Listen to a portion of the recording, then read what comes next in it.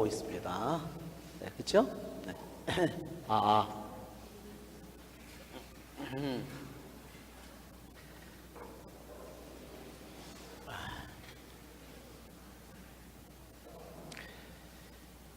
주님의 기도를 하고 시작하겠습니다. 성부와 성자와 성령의 이름으로 아멘. 하늘에 계신 우리 아버지, 아버지의 이름이 거룩히 빛나시며 아버지의 나라가 오시며 아버지의 뜻이 하늘에서와 같이 땅에서도 이루어지소서. 오늘 저희에게 일용할 양식을 주시고 저희에게 잘못한 일을 저희가 용서하오니 저희 죄를 용서하시고 저희를 유혹에 빠지지 않게 하시고 악에서 구하소서.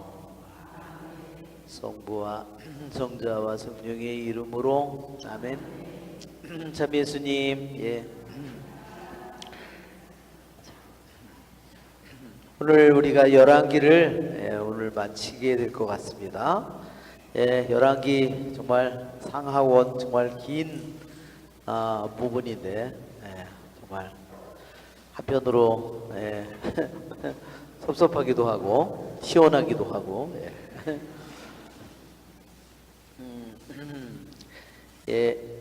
우리가 먼저 그림을 간단히 볼까요? 자, 우리 그림을 이제 25장은 귀향을 가는 이 북쪽은 이미 721년 내지 722년 BC에 이미 귀향을 갔고 남쪽이 이제 586년에 이제 587년 내지 586년에 멸망하고 완전히 솔로몬 성전이 불타고 기초까지 다 무너졌다 그랬죠. 그리고 귀향을 가는 그러한 정말 처참한 부분이에요. 예루살렘이 불타는 장면을 말하자면 이게 키드론 골짜기겠죠? 이쪽에 벳임노 골짜기, 이쪽에 키드론 골짜기, 벳임노 골짜기, 이쪽에서 말하자면 지금 쳐다보고 있는 그런 장면입니다. 이게 올리브산 쪽에서 아마 내려다보고 있는 그런 그림인 것 같아요. 자, 귀향을 가는 모습. 네. 이게 연도, 이게 뭐라 했죠? 배터링 램이라고 그래서 파송추라고 그랬죠? 성을 무너뜨리는 그런 이렇게 해서 흙벽을 이렇게 쌓아서, 그러니까 이렇게 전쟁을 하려면 이게 하루 이틀에 쓰는 게 아니죠. 그 계곡 밑에서부터 흙을 쌓아 올려서 이렇게 토성을 쌓아가지고 말하자면 공격을 해 들어가는 겁니다. 물론 이런 탑도 쌓고 이게 나무 탑도 쌓아서 성벽을 넘어가기 위해서 이게 우리 이미 본 거죠. 이게 뭐라 그랬죠? 비옥한 초생딸 지역이라 그랬죠. 이렇게 이 강, 티그리스 강, 유프라데스 강, 그 다음에 이렇게 여기에 평야지대. 그래서 이 지역이 여기는 완전히 정말 황량한 지역이죠. 자, 이게 아시리아, 바빌론, 그 다음에 이제 멸망할 때가 바빌론에서 멸망하지만 바빌론도 이 바빌론 제국이 몇 년밖에 지탱을 못했냐면요, 약 바빌론이 70년 조금 넘겨 지탱을 밖에 못했어요. 이 아시리아는 수백 년을 지탱했지만 바빌론은 70년밖에 못했고 바로 메데 페르시아에게 이제 넘어가는 겁니다.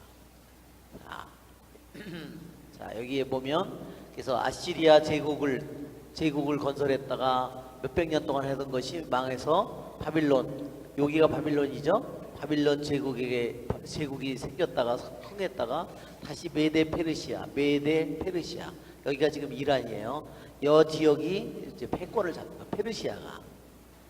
그러니까 여기 아라비아 반도는 지금 사우디아라비아예요. 이 아라비아는 어떨까요? 이 나라는요 한 번도 힘을 쓴 적이 없어요, 별로. 왠지 아십니까? 다 산에다가 광야거든요. 그렇기 때문에 뿔이 없으니까 살아남아도 양을 몰고 다니도 수도 없이 양을 키울 수 없어요. 왜? 풀이 떨어지면 어떻게 해요? 또 이동해야 되죠.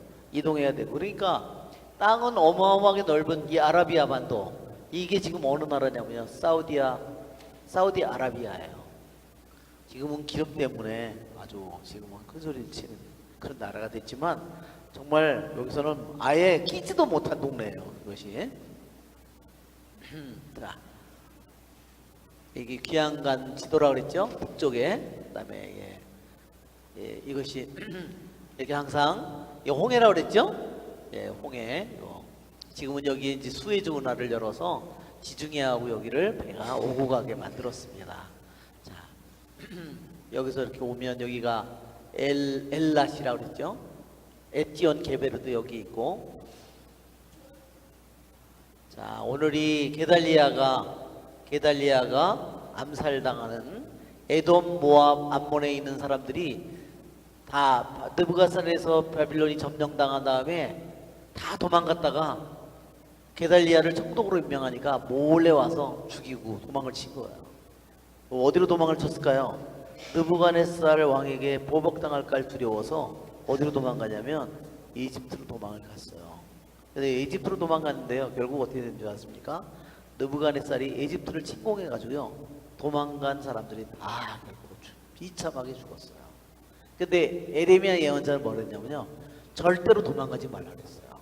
거기 그 땅에 살아라. 그랬으면 죽지 않았을 거예요. 예레미야가 그렇게 얘기했는데 결국은 왜 에집트로 도망갔겠죠? 에집트를 믿었으니까. 하느님보다. 그러니까 예레미야 예언자의 말을 안 듣고 그래서 게달리아 한 명, 그 다음에 느부갓네살 군대 몇 명 죽이고요. 자기네들은 어마어마하게 고생을 한 겁니다. 다 나중에 다 멸망했습니다. 이게 예루살렘 치드키야. 자, 이게 지금 홍해 바다고 여기를 아카바만이라고 특별히 홍해 이렇게 된 이 홍해에 여기 요쪽만을 특별히 아카바만이라고, 여기는 수에즈라고 부르고 지금 여기를 아카바만이라고. 여기 엘라시 있죠? 에티온 게베르가 여기 있죠. 여기가 지난번에 아라바 쏙 들어간 푹 꺼진 이런 계곡이라고 그랬어요. 자, 이게 지금 여기가 지금 갈대아 우르고 티그리스강 유프라데스강, 여기가 바빌론입니다. 바빌론, 여기가 바빌론이라고 나와 있죠. 여기 지금 이쪽은 메데 페르시아 지역이에요. 그러니까 정말 산적인데 그래서 결국은 페르시아가 모든 것을 차지하는 겁니다. 자, 이건 성전의 모습이고, 이게 아라바라 그랬죠? 여기 이 계곡 쏙 들어간 이 부분을 아라바라고. 이거는 유대인 축일, 가을 축일을 가리키는 겁니다. 여기 유대인 7월 1일이 신년이라 그랬죠? 새해 첫날에 해당한다 그랬죠? 유대인들에게 신년이 두 개라고.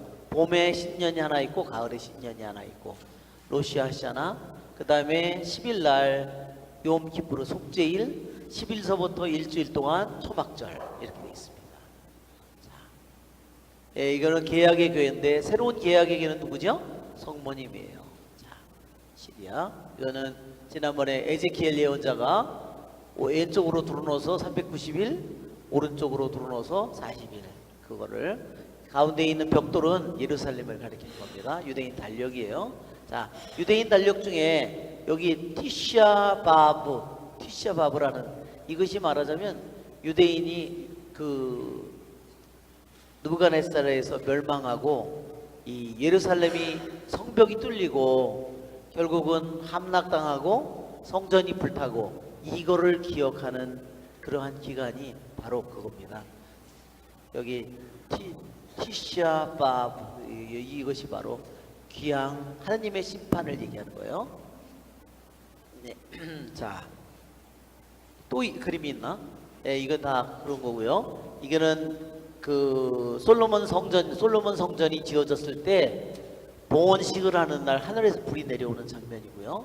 이거는 모세가 만남의 장막과 모든 것을 시나이 산 밑에서 1년 동안을 지시한 대로 다 만들어서 만남의 장막을 봉헌하는 날 저 번제단에 하늘에서 불이 내려와서 저절로 불이 붙는 장면이에요.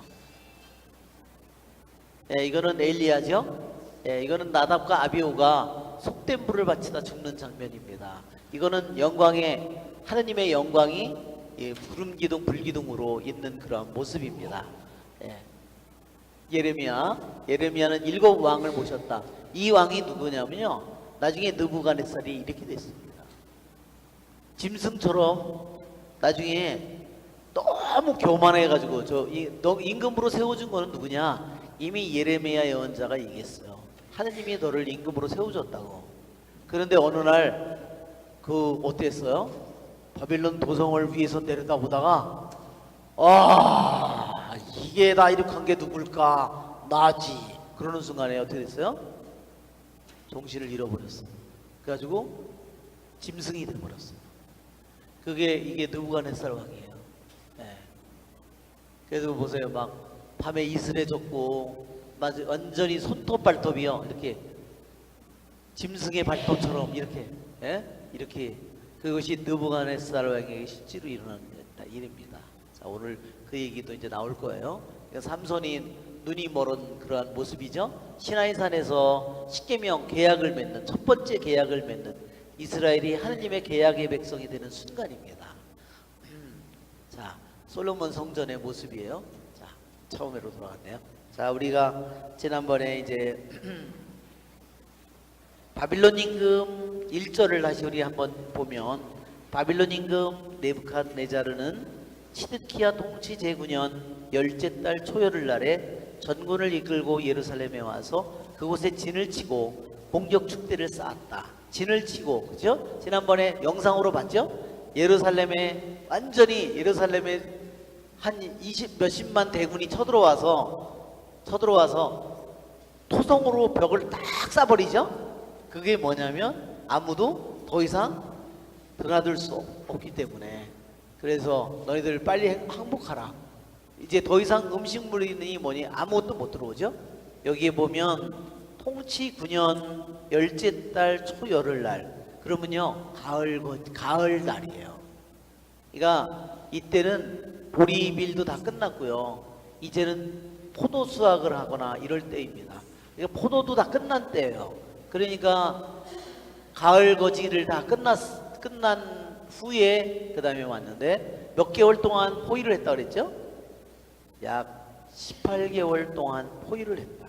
18개월 동안 그 안에서, 예루살렘 성 안에서 그 사람들이 가지고 있는 식량을 가지고 18개월을 버티는 거예요. 그런데 3절에 그달 통치 9년에 시작했는데 그것이 589년 이때 쳐들어왔는 포위를 했는데 587년까지 포위가 계속됐어요. 3절에 그달 초하는 날, 그달은 탐무즈 달이라고 그랬어요. 우리 유대인 달력을 보면, 유대인 달력에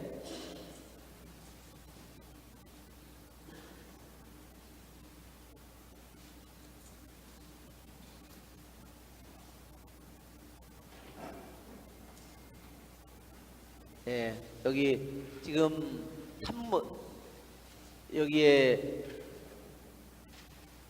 여기 탐무즈 달, 아니 지금 이거는 탐무즈 달이 아니라 테벳월이에요. 테벳 10월이에요. 10월 10일이에요. 포위된 날이 10월 10일인데요. 통치 9년 10월 11일. 이때 포위를 해서 여기까지 한 달, 두 달, 세 달, 네 달, 다섯, 여섯, 일곱, 여덟, 아홉, 열, 열하나, 열둘, 열세, 열네, 열다섯, 열여섯, 열일곱, 열여덟. 완전히 포위된 첫 해에 두 달, 그 다음에 12달, 그 다음에 여기 4월까지 횟수로는 3년 동안을 포위를 당한 거예요. 그러나 물은 안 떨어졌어요. 물은 왜 안 떨어졌을까요? 물이 떨어졌으면요 제일 먼저 행복했을 거예요. 물은 왜 안 떨어져요? 기온샘이 있잖아요. 기온샘이 있어서, 그거는 뭐냐면은 솟아나는 물이잖아요. 그렇죠? 그 물이 끊임없이 솟아나기 때문에 물은 걱정이 없었어요. 그런데 양식은 완전히 포위됐기 때문에 그들이 이제는 저절로, 이제는 자기가 그 당시에 뭐 양식이 떨어지니까 어떻게 되겠어요? 지난번에도 봤죠? 애기들이 이 혀가 천정에 달라붙었다고. 그렇죠? 입이 다 갈라지고 천장에 가서 붙고 달라 그러지만, 그러니까 그냥 제일 먼저 죽는 게 누가 죽겠어요? 애들이 죽었죠. 그 다음에 또 뭘 했을까요? 그 다음에 그러니까 못 먹으니까 병이 걸리죠. 그 다음에 전염병이 돌죠. 그 다음에 또 뭘 했냐면 사람을 먹은 거예요. 3년 동안 먹을 양식이 어디 있겠어요? 아무리 가서 많이 쌓아놨다 그래도 3년 동안 먹을 게 어디 있겠어요? 양이고, 그 사람들이 주로 양고기 먹고 염소고기 먹는 사람들인데, 양이 3년 동안 살을 내면 양을 풀을 어디서 먹어?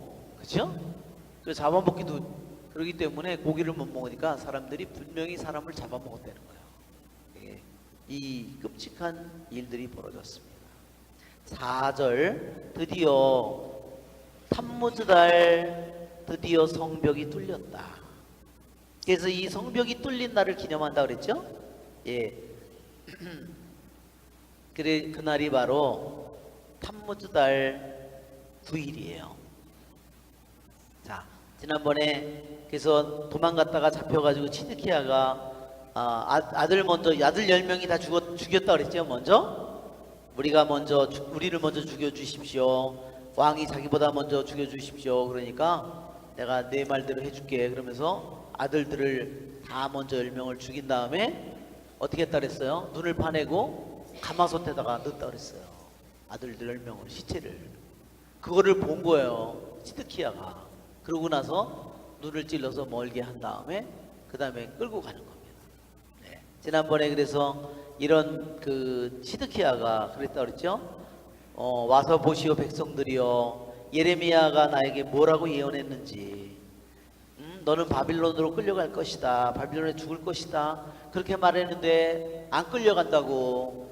예루살렘은 회복될 거라고, 2년 안에 뺏긴 모든 기물들을 다시 돌아올 거라고 거짓 예언자가, 하나니아가 그런 얘기를 했죠. 네. 자, 성전이 파괴되다. 5째 달 초일의 날, 바빌론 임금 네부갓네자르 제19년에 바빌론 임금 신하인 느부자르아단 친위 대장이 예루살렘에 돌아왔다. 네, 이게 이제 전쟁이 포위를 한 것은 말하자면 BC 597년이라고도 그러고요, 596년이라고도 그러는데, 하여튼 597년이라고 우리는 이때 하여튼 와가지고 결국은 18개월을 해서 598년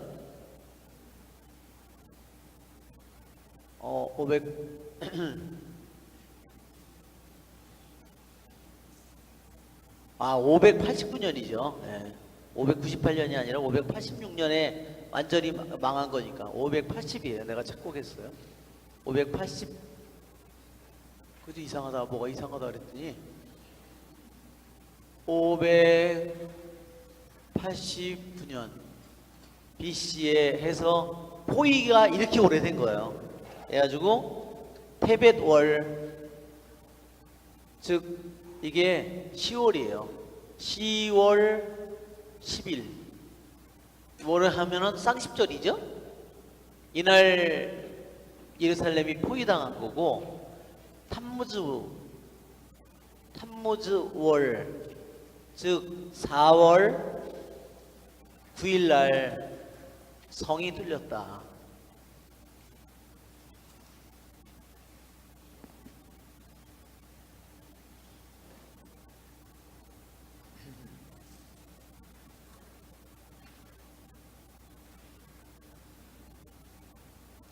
그 다음에 여기 보면 587년 5월 7일 날, 587년 5월 7일 날 누가 들어와요?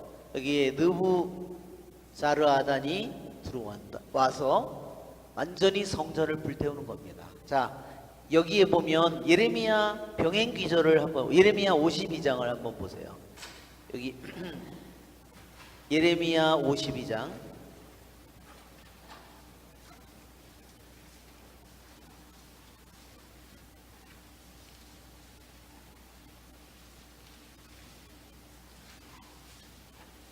예레미야 52장은 완전히 예레미야를 이렇게 예레미야 전체를 요약해 놓은 부분입니다.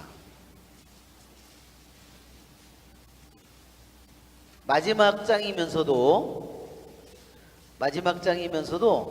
도록이라 그래가지고 예루살렘과 유다에 대한 예레미야의 예언이 이루어지다.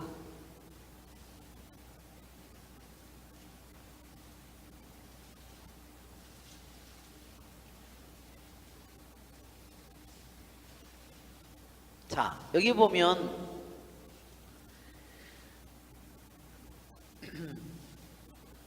자, 12절을 보세요. 12절. 다섯째 달 초열흘 날 바빌론 임금 네부카드네자르 제19년에 바빌론 임금을 면전에서 섬기던 느부자르아단 친위 대장이 예루살렘에 들어왔다. 근데 여기는 며칠이라고 그랬어요? 다섯째 달, 여기는 초일의 여기는 초열흘 날. 이게 기사 내용이 조금씩 날짜가 달라요.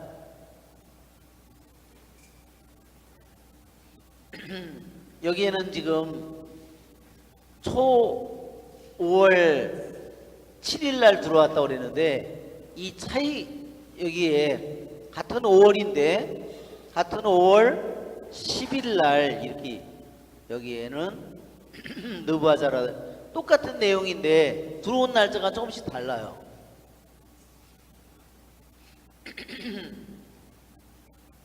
왜 그러냐 하면 여기 느부자르아단이 완전히 예루살렘을 점령한 다음에요. 군인들이 이틀 동안 계속 성전에서 먹고 마시고 그 소리 지르고 노래하고 거기서 완전히 저기를 했다는 거죠. 그리고 10일 날 실제로 느부자르아단이 들어온 날은 10일이라는 거예요. 그러니까 두 가지가 다 맞는 거예요. 여기 7일 날도 맞고 10일도 맞는 겁니다.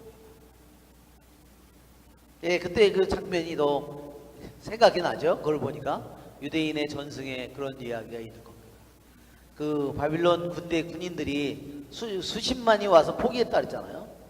그 사람들이 18개월을 포기한 다음에 승리했으니 얼마나 그 사람들이 신나겠어요.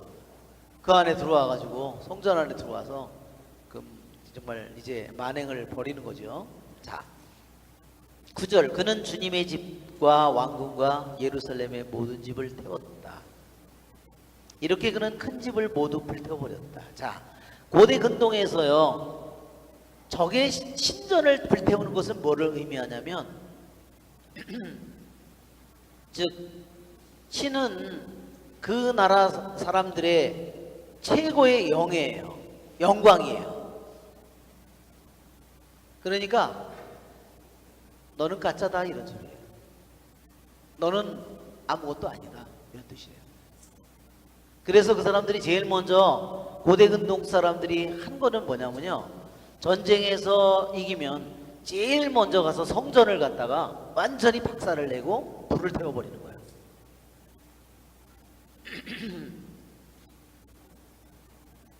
그들이 성전을 불태운 이유는 그것이다.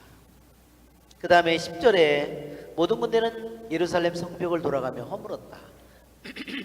그 다음에 이제 그 신전이 있고 그 사람들이 사는 성벽을 허무는 것은 뭐냐면 너희를 보호해 줄 것은 아무것도 없다는 거예요. 그 성벽의 문을 닫고 18개월을 버틸 수 있었잖아요. 근데 성벽이 없으면 어떻게 되죠? 무방비 상태예요. 너희는 이제 너희를 보호해 줄 아무것도 없다는 뜻입니다.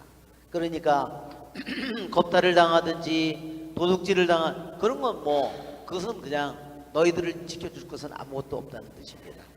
와서 칼로 찔러서 살해를 하든지 포로를 끌고 가든지 아무것도 너희들을 지켜줄 수 있는 것이 없다는 뜻입니다.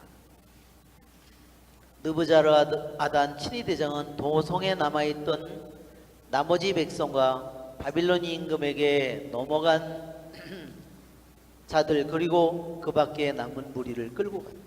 자, 예, 바빌론 임금에게 예레미야 예언자의 말을 듣고 어떻게 보면 여기 바빌론 임금에게 넘어간 자들은 어떻게 보면 반역자들이라고도 볼 수 있는데요. 예레미야 예언자의 말을 잘 들은 사람들이에요. 이 사람들은 민족 반역자가 아니라 예레미야는 뭐라 그랬어요? 바빌론에 항복하라고 그랬어요. 바빌론에 절대 반역하지 말라고. 그 예레미야 예언자의 말을 잘 귀담아 들은 자들은 말하자면 사는 겁니다. 자, 이러한 성전이 파괴될 거를 알고 예레미야는 무슨 일을 했을까? 예레미야 예언자는 하느님께서 자신에게 수십 년 동안 예루살렘이 멸망할 거를 계속 끊임없이 예언을 해줬잖아요. 왕들이 하나하나 어떤 운명을 예레미야 예언자가 섬긴 왕이 7명이라는 거예요. 마지막 치드키야 왕까지 모신 임금이 7명이에요. 그러니까 끊임없이 하느님의 말씀을 통해서 하느님이 전해준 말씀을 수십 년 동안 예언을 전해줬는데 예레미야 예언자는 멸망을 자신의 말을 안 믿고 누구의 말을 받아들였어요? 가짜 예언자의 말을 받아들였죠. 그렇지만 예레미야 예언자는 포기할 수 없었어요. 왜? 자기 나라와 자기 백성이 결국은 포로로 아니면 끌려갈 테니까 모두 성전을 불탈 것을 알았기 때문에 그렇기 때문에 예레미야 예언자는 무슨 일을 했느냐? 마카베오 학원을 한번 마카베오 학원 2장을 한번 여러분 펴보세요. 예레미야 예언자에 대한 이야기가 마카베오에 나옵니다.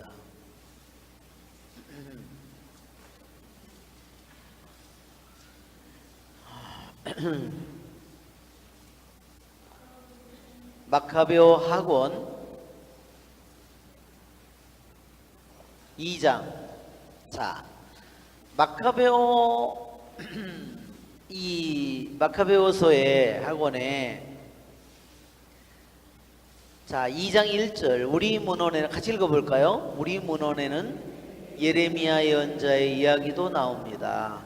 그는 앞에서 말한 그 불을 조금 가져가라고 유배자들에게 명령하였습니다. 그리고 예언자는 유배자들에게 율법서를 준 다음 주님의 계명을 잊지 말고 금과 은으로 만든 우상들과 그 장식물을 보면서 생각만으로라도 현혹되지 말라고 지시하였습니다. 그 밖에도 비슷한 말로 그들의 마음에서 율법이 떠나지 않게 하라고 타일렀습니다. 같은 문헌에 이러한 이야기도 있습니다. 예레미야 예언자는 신탁을 받고 신탁을 받고 나서라는 것은 뭐냐면 하느님의 말씀을 받고 나서 그거예요. 예언의 말씀을 받았다는 뜻이에요. 사람들에게 천막과 계약궤를 들고 자기를 따라오라고 명령하였습니다. 그리고 모세가 올라가 하느님의 상속제사를 본 그 산으로 갔습니다. 거기에 가서 예레미야는 동굴 집을 발견하고 천막과 계약궤와 분향제단을 그곳에 안치하고 나서 입구를 막아버렸습니다. 그를 따라간 몇 사람이 길을 표시해 두려고 다가갔지만 그곳을 찾을 수가 없었습니다. 예레미야가 그것을 알고 그들을 꾸짖고 나서 이렇게 말하였습니다. 그 장소는 하느님께서 다시 한데 자비를 보이실 때까지 가서야 주님께서는 저 물건들을 드러내실 것이다.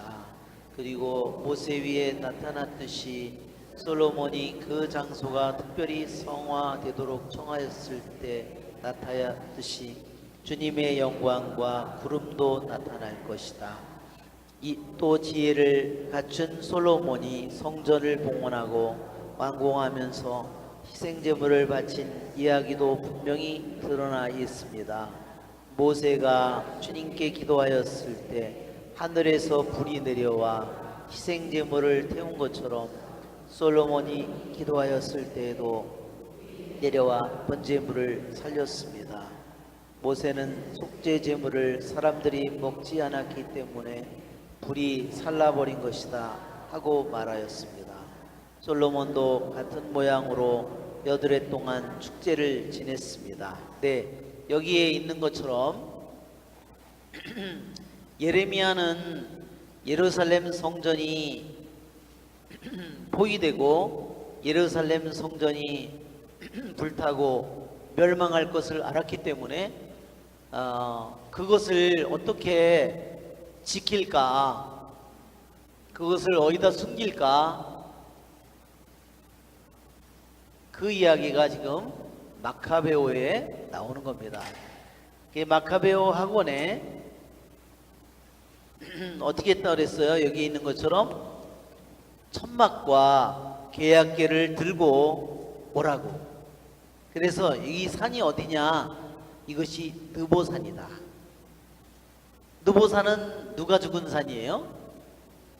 느보산은요, 모세가 죽은 산이에요. 그래서 동굴에다가 그 여기에 있는 계약계와 천막을, 만남의 장막, 그것들을 거기다가 가져다가 숨겼다는 겁니다. 이것이 마카베오서 학원에 있는 증언이에요.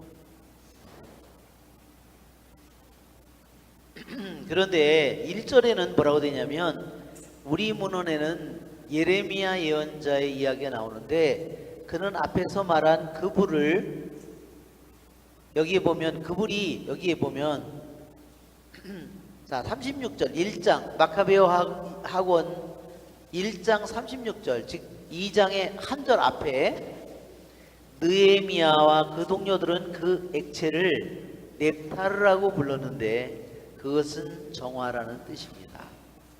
그러니까 이게 액체 같은 거예요. 말하자면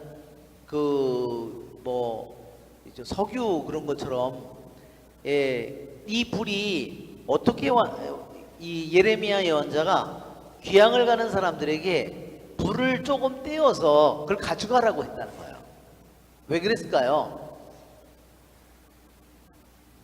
그것은 그들이 다시 70년 후에 되돌아올 거라는 것을 얘기하는 겁니다.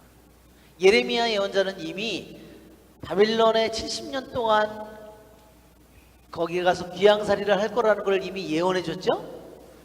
묵은 안식년 70년을 채워야 다시 약속의 땅으로 돌아오리라고 했어요.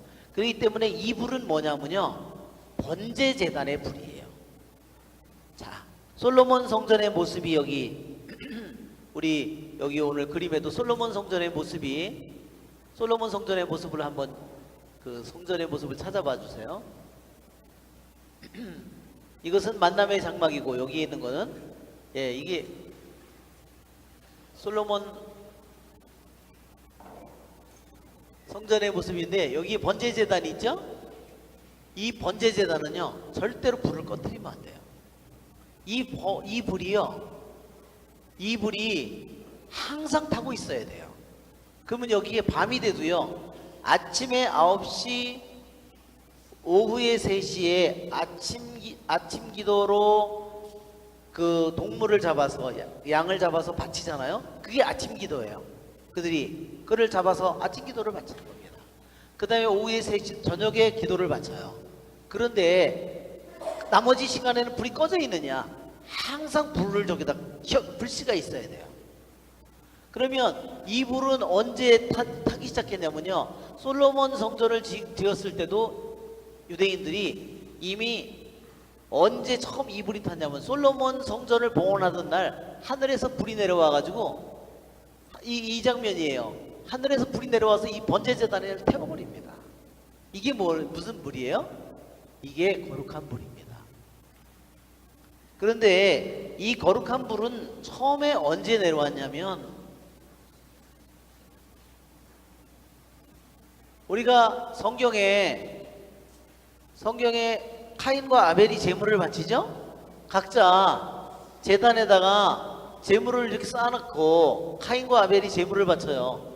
누구 것만 탔어요? 아벨의 제물만 탔지요. 우리가 기드온의 이야기나 이런 이야기에서도 보면 어떻게 찾아놓으라고 그러니까 어떻게 해요? 불이 내려와서 다 태워버리죠. 그러한 거룩한 불에 대한, 그 다음에 모세가 가시던 불에서 저게 왜 가시던 불이 타는데 없어지지가 않을까? 다 거룩한 불의 얘기는 끊임없이 나옵니다. 즉 이미 성경에 이미 언제 만남의 장막을 만들었을 때, 만남의 장막을 1년에 걸쳐서 하느님이 보여준 대로, 본을 보여준 대로 모세가 하늘에서 본 모형대로 모든 것을 다 만들어서 봉헌하는 날, 여기에 이것이 불이 내려와서 이 번제재단에 불이 내려와서, 이 불이 내려와서 이것을 태웁니다. 그 다음에 솔로몬이 성전을, 이제 이거는 어때요? 이것은 이동 성전이죠. 계속 이것을 40년 동안 그들이 가지고 가서 약속의 땅에 들어가서, 이게 나중에 이 만남의 장막을 가지고다가 어디다 놨죠? 실로에 가서 북쪽에 여호수아 에프라임 지파의 땅인 실로에 가져다가 실로의 성소를 짓고 만남의 장막을 거기다 설치했어요. 그리고 거기에 말하자면 그 불을 꺼뜨리면 안 돼요. 그 불을 계속 가지고 다닌 거예요. 그 사람들의 삶. 이 불은 늘 성경에 보면 그 불은 늘 타고 있어야 된다 그러죠. 이 불은. 그러니까 그 불을 지키는 거예요. 불씨랑 그걸 계속 저기 하더라도 그걸 지켜야 되는 것이 사제들 레위들이 하는 일이었다는 겁니다. 그렇게 해서 이 나중에 솔로몬 성전이 지어진 다음에는 실로에로 갔다가 실로가 황폐해지죠. 나중에 예루살렘으로 가죠. 여기 예루살렘에 솔로몬 성전을 지었을 때, 다시 솔로몬 성전을 지어서 봉헌을 하던 날 바로 봉헌 번제단에 불이 내려오고, 거룩한 불입니다.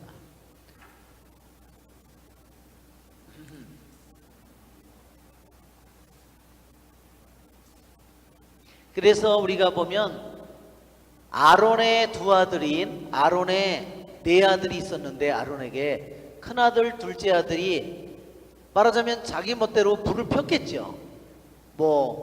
부싯돌을 했든지 뭘로 그걸로 불을 킨 거예요. 그래가지고 어떻게 됐어요? 그래서 그냥 즉사로 한 겁니다. 왜? 속된 불을 바쳤다 그러잖아요.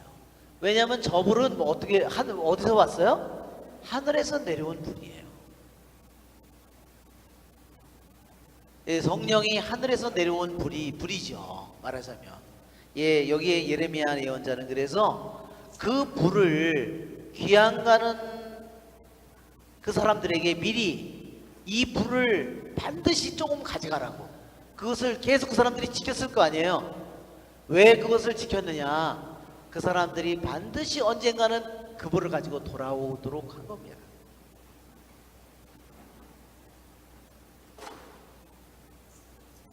그래서 9절에 여기 보면 10절에 모세가 주님께 기도하였을 때에 만남의 장막을 다 만들어서 그것을 봉헌하던 그 이야기를 하는 겁니다. 솔로몬이 성전을 봉헌할 때 번제불을. 자,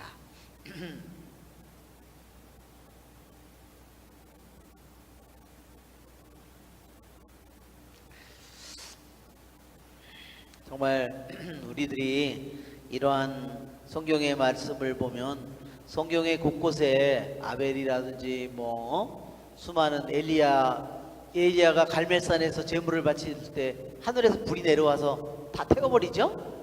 이런 곳곳에 있는 모든 이러한 불의 이야기가 다 모두가 하나로 연결되어 있는 겁니다.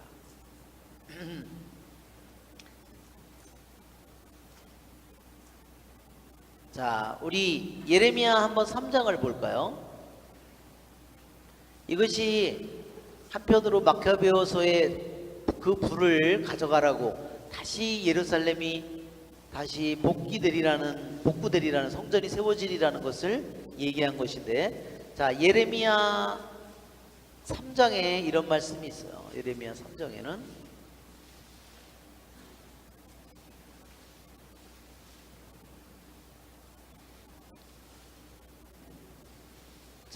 예레미야 3장에 또 다른 이야기가 있습니다. 16절을 보시면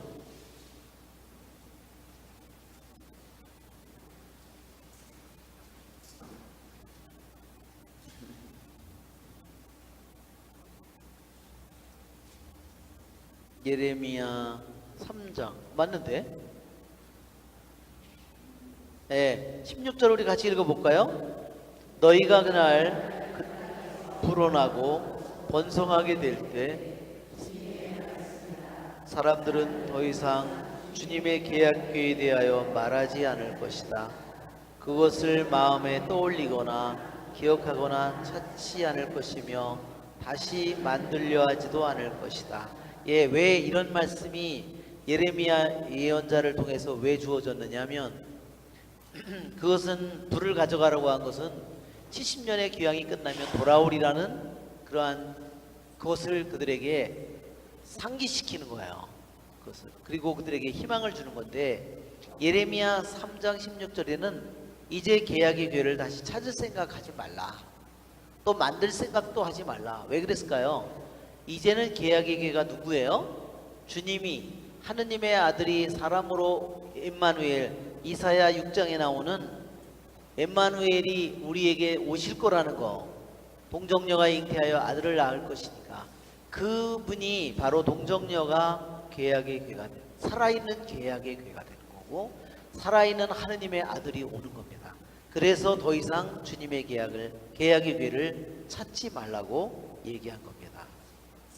자, 12절 그러나 친위 대장은 그 나라의 가난한 이들을 일부 남겨 포도밭을 가꾸고 농사를 짓게 하였다. 네, 정말 중요한 사람들은 다 끌려갔지만 이제 그 나라에서 농사를 짓고 포도를 밭을 가꾸고 무화과를 하고 농사를 짓고 올리브를 가꾸고 그런 사람들은 거기에 남았다는 겁니다. 칼데아인들은 주님의 집에 있는 청동기둥 받침대 그리고 주님의 집에 있는 청동바다를 부순 뒤 그 청동을 바빌론으로 가져갔다. 아까 여기 나왔죠? 청동바다도 나왔죠? 예, 예, 여기 이 그림이 모세가 만남의 장막을 만들었을 때 그 이 번제 제단에 이 제물을 차려놨을 때 하늘에서 불이 내려와서 다 태우는 장면입니다. 이건 엘리야 때 하늘에서 불이 내려오는 거죠. 예, 이건 나답과 아비후가 거룩한 불이 거기에 있는데 항상 번제 제단에 있는데 예, 자기네들이 불을 다른 걸로 뭘 키다가 저래서 죽는 겁니다. 벌을 받아서.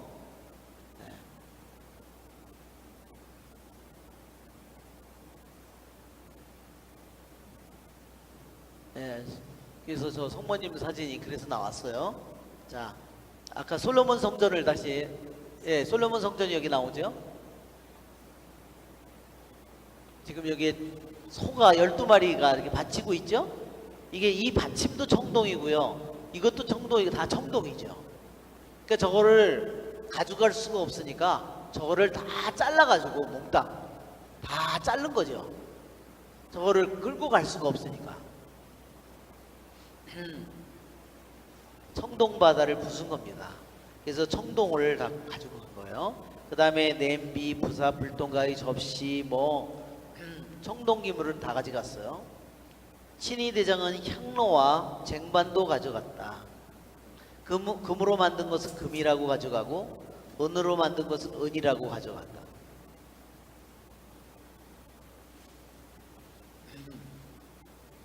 솔로몬이 주님의 집에 만들어 놓은 기둥 2개와 청동바다, 받침대 등 모든 기물에 쓰인 청동은 무게를 달 수 없을 정도였다. 자, 여기서 특별히 솔로몬 성전 건물 속에서 특히 이 뭐를 주님의 집에 만들어 놓은 2기둥, 저 2기둥 저기 있죠? 이게 하나는 하나의 이름은 야킨이라고 그러고 하나는 보아즈라고 그래요. 보아즈는요 힘, 정력이라는 뜻입니다. 왜 이 성경에서 특별히 솔로몬 성전이 탁 무너졌는데 왜 저 벽이니 성전 건물 자체가 다 무너졌는데 왜 특별히 기둥을 얘기하냐면요.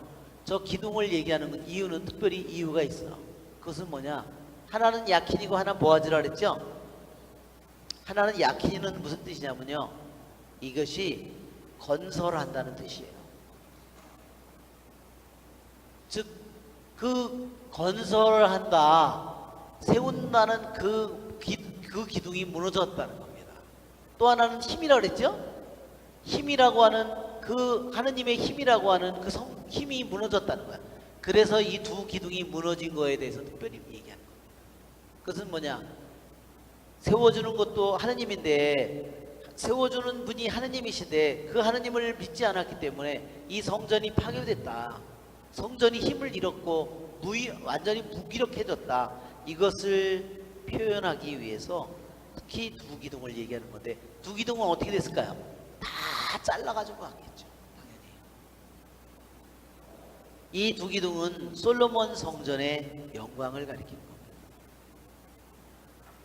우리들의 영혼에도 기둥이 있겠죠? 예, 우리들의 존재에도 우리들의 존재의 기둥도 물론 주님이십니다.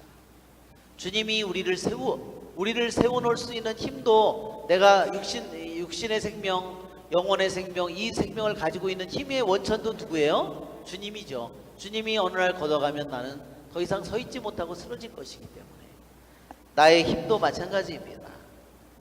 주님의 성전은, 솔로몬 성전은 우리들 한 사람 한 사람을 가리키는 겁니다.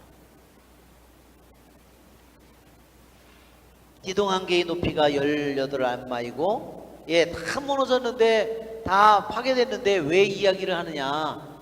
솔로몬 성전의 영광을 가리키는 겁니다. 그 영광이 다 사라졌다는 겁니다. 영광이 없어졌다는 거. 영광이 18절 친위대장은 스라야 수석사제, 두 번째 서열의 스바냐 사제. 이게 수석사제 두 번째 서열은요, 말하자면 보좌, 대사제의 보좌라고 하면 돼. 대사제가 죽으면 바로 그 사람이 물려받는 겁니다.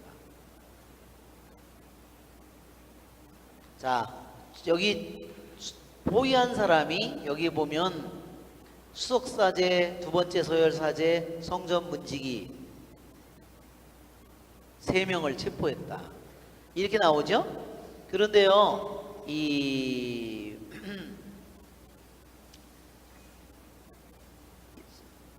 또 군사 지휘관인 네시아나도 도성에서 체포하였다. 이 밖에도 도성에서 발견된 임금의 측근 5, 이 수석사제, 두 번째 서열사제, 문지기, 이 네시, 이런 사람들이요 최측근이에요. 왜 이 사람들은요? 왜냐하면요, 제일 먼저 사형을 당하는 사람들이 이 사람들입니다. 왜냐하면 이 사람들은 항상 왕의 얼굴을 보는 사람이에요. 다른 사람은 왕의 얼굴을 볼 수 없어요. 왕궁에 있는 왕의 얼굴을 볼 수 없는데, 이 사람들은 끊임없이 왕의 얼굴을 보고, 왕이 묻고 이런 일이 있는데 어떻게 할까? 그 사람들이 또 왕에게 이런 일이 있습니다 보고하고, 그러면 왕의 지시를 받고, 또 왕이 이러한 것에 대해서 어떻게 해야 할까? 계속 의견을 묻고, 거기에 대해서 왕을 맨날 아련하면서 왕과 상의를 하는 사람이에요. 그러니까 반란을 일으키는데 가장 결정적인 역할을 한 사람은 누구예요? 이 5명이에요. 그래서 이 5명을 말하자면 죽이는 겁니다. 그런데 예레미야 아까 52장, 아까 예레미야 52장은 예레미야 전체를 요약했다 그랬죠? 북쪽과 남쪽의 유다가, 이스라엘과 남쪽의 유다가 예레미야가 예언한 대로 멸망한다는 이야기를 선하는데, 예레미야 52장 25절에는요 7명이라고 나와요. 근데 거기에는 누가 2명이 들어가 있냐면요, 서기들이 2명 들어가 있어요. 그러니까 서기는 그냥 그거를 왕의 얼굴을 보기는 보지만 결정의 역할을 하는 사람들은 아니라는 거죠. 그러니까 그 사람들은 거기서 한 내용들을 기록하는 사람들이죠.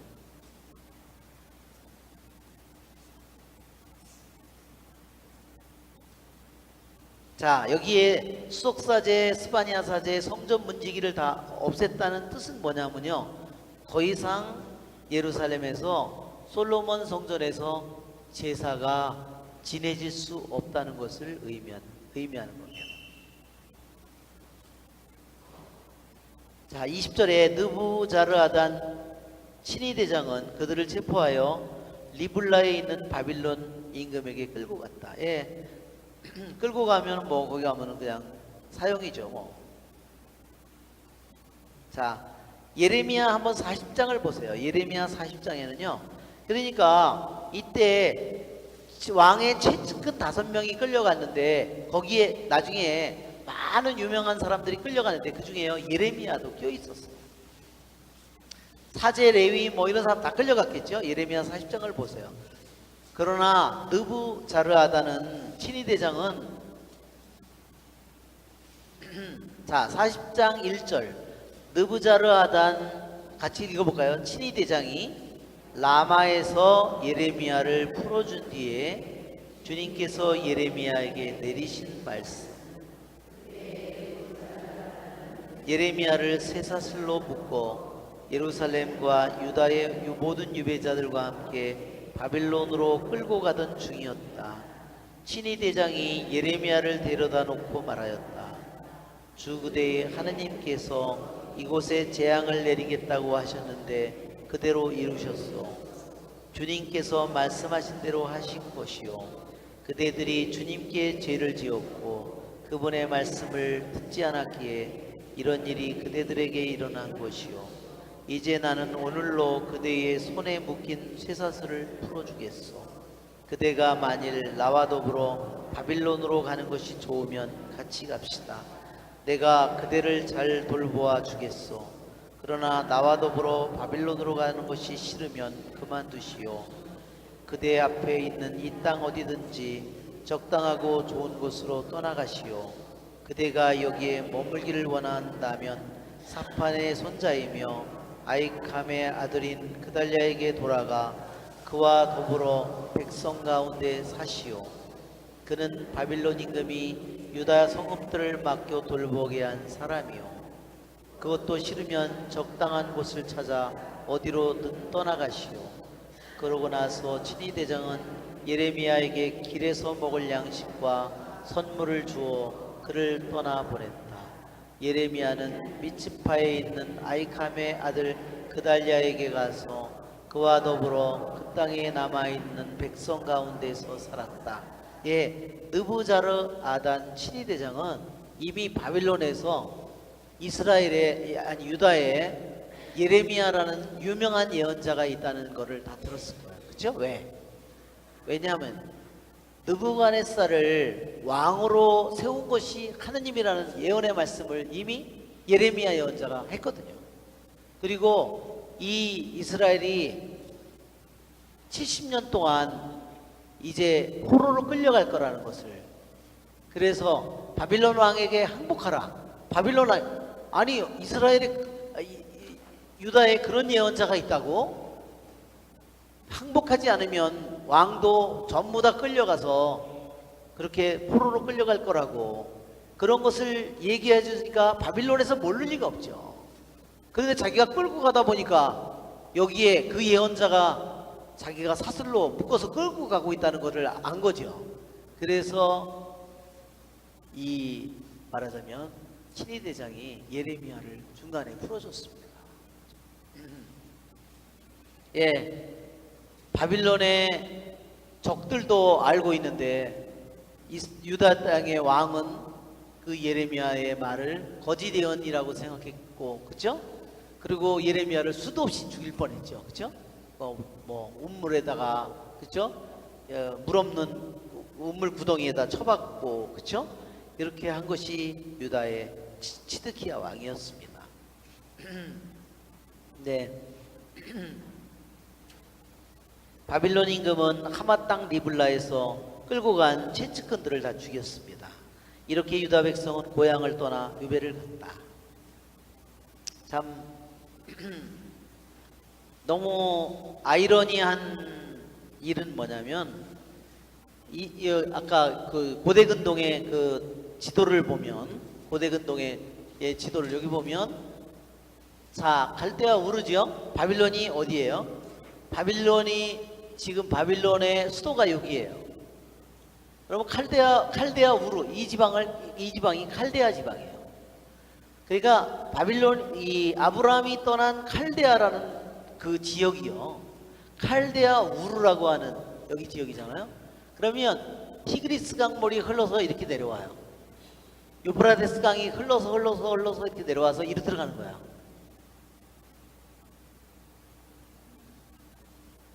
그러니 이 커다란 강이 두 개가 하니까 이 지역들이 얼마나 비옥해요. 그죠? 뭐 물을 내서 농사를 햇빛은 뜨겁고 그러니까 조금만 저기 해도 뭐 농사가 막 너무너무 잘 되는 거죠. 그러니까 이 아브라함이 살았던 칼데아 우르는요 어마어마하게 부유한 곳입니다. 이 두 강 사이에 이 강에 얼마나 배들이 나는 게 얼마나 많았겠어요. 왜? 무역을 해야 되니까. 그렇죠? 이쪽에 바다에서 또 막 인도에서 이쪽에서 막 물건들이 많이 들어와서 저기도 했겠죠? 여기 생산용. 그러니까 아브라함이 살았던 칼데아 우르는 절대로 가난한 곳이 아니에요. 아주 부유한 동네. 그 당시에 가장 부유한 동네입니다. 이 커다란 고대 문명이 메소포타미아 문명이 발생한 지역이잖아요. 그 중에서 가장 번성한 곳이에요. 근데 아브라함은 부르심을 받고 이 먼 길을 이렇게 떠났다 그랬죠? 길을 이렇게 가야 돼요. 이렇게. 이 약속의 땅에 왔는데 이 후손이 약속의 땅에 왔던 후손이 잘못 살아가지고 약속의 땅에서 다시 뿌리 뽑혀가지고 다시 어디로 돌아갔어요? 여기로 뭐로 갔어? 포로로 끌려갔어. 여기서 갈 때는 아브라함은 자유인으로 갔는데, 그죠? 여기서 뭐를 섬겼을까요? 아브라함은 여기서 우상을 섬겼습니다. 그들이 약속의 땅에 하느님의 부르심을 받았지만 잘못 산 결과는 그들이 아브라함이 적어도 2000년, BC 2000년이었다면 약 1400년 후에 다시 포로가 되어서 사슬에 묶여서 다시 바빌론 칼데아 땅으로 다시 귀향을 갔어요. 정말 너무 원점으로 돌아간 거잖아요. 완전히. 그죠? 원점으로 돌아간 정도도 아니라 완전히 뭐예요? 다 재산도 잃고 가족도 잃고 사슬에 묶여서 그렇게 돌아가는 겁니다. 참, 예, 잠시 우리 쉬었다가 우리 마저 하겠습니다. 바빌론 임금 네부갓네자르는 사판의 손자이며 아이캄의 아들인 그달랴를 자기가 유다 땅에 남긴 나머지 백성의 총독으로 임명하였다. 예, 여기에 치드키야 아들이 10명이었다고 그랬잖아요. 근데 다 죽였어요. 그러니까 이제 왕의 치드키야의 아들 중에 누구를 한 명으로 총독으로 임명할 수도 있었는데 다 죽여버렸기 때문에 이제는 왕의 최측근 가운데 한 사람인 사판의 손자 그달랴를 총독으로 임명했습니다. 지금 우리가 그 예레미야 40장 예레미야가 끌려가다가 그 예레미야를 풀어주는 이야기가 있었는데 그 예레미야 40장 13절서부터 보면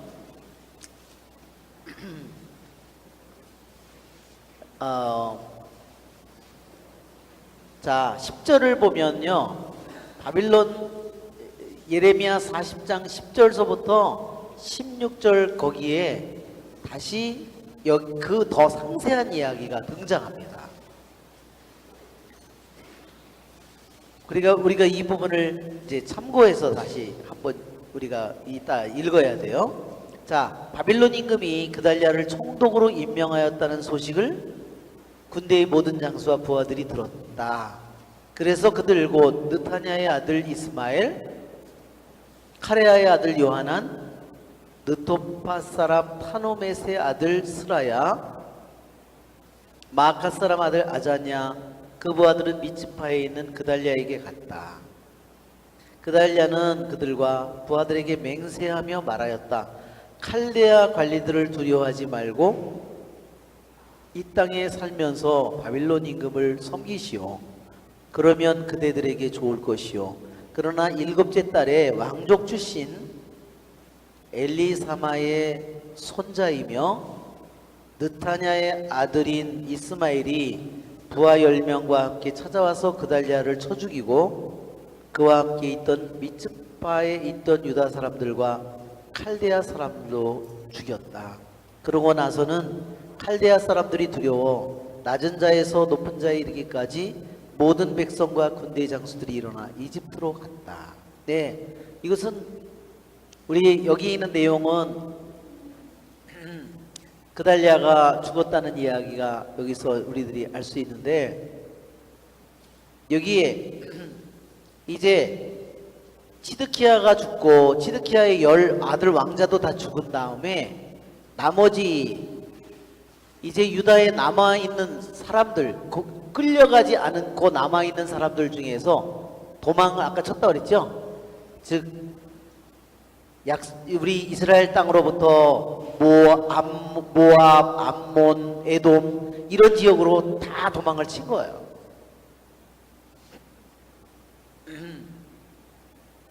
그런데 여기 있는 그달랴라고 하는 사람은요, 아주 이 명망이 높은 사람이에요.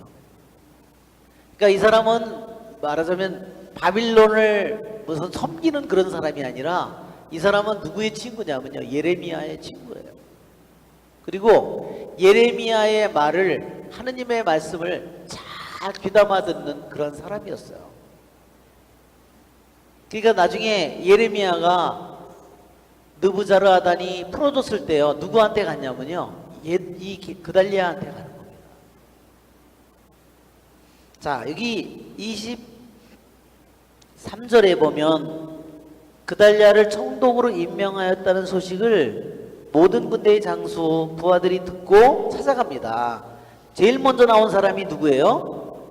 곧 느타냐의 아들 이스마엘. 이 느타냐의 아들 이스마엘이 죽인 거예요. 자기가 게달리아를 안 그런 척 하면서요, 그달리아를 찾아가서 자기가 그달리아의 말을, 총독의 말을 잘 듣는 것처럼 찾아갔는데요, 카레아, 그 다음에 둘째 카레아의 아들 요하난이 나오죠. 이 요하난은 말하자면 게달리아를 잘 이 사람들이 죽이려고 하는 것을 알았어요. 그래서 몰래 찾아가서 얘기했어요, 게달리아한테. 그러나 이 그달리아 총독은요, 사람이 좋은 사람이에요. 그렇게 사람을 함부로 의심하거나 그러면 안 된다. 절대로 그럴 일이 없다. 그러니까 여기 느타냐의 아들 이스마엘은 완전히 표리부동한 사람인 거예요. 자, 우리 예레미야 40장에 있는 이야기를 우리가 다시 한번, 예레미야 40장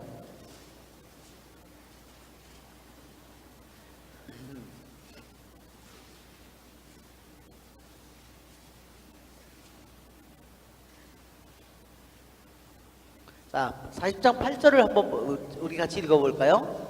그들은 그달랴를 만나러 미츠파에 왔다.